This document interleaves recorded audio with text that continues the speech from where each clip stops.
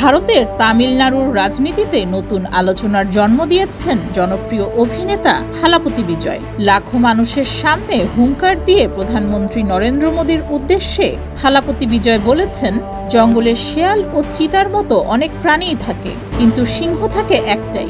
সিংহ একবার গর্জন করলে ৮ কিলোমিটার দূর পর্যন্ত শোনা যায়, তাই জঙ্গলের রাজা সবসময় সিংহই।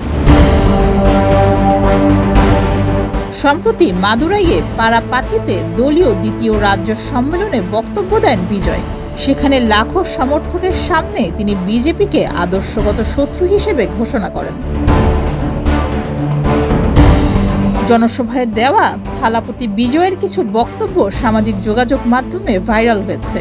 বিশেষ করে প্রধানমন্ত্রী নরেন্দ্র মোদীকে দেওয়া হুঙ্কার এখন আলোচনার কেন্দ্রে।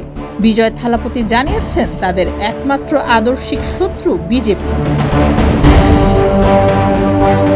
রাজনীতিতে নতুন প্রবেশ করলেও অনেকে বলছেন, থালাপতি বিজয় একটি শক্তিশালী তৃতীয় রাজনৈতিক শক্তি হয়ে উঠতে পারবেন।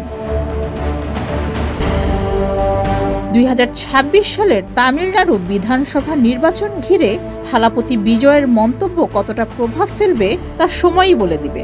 তামিল রাজনীতিতে সিনেমার তারকাদের প্রভাব নতুন কিছু নয়।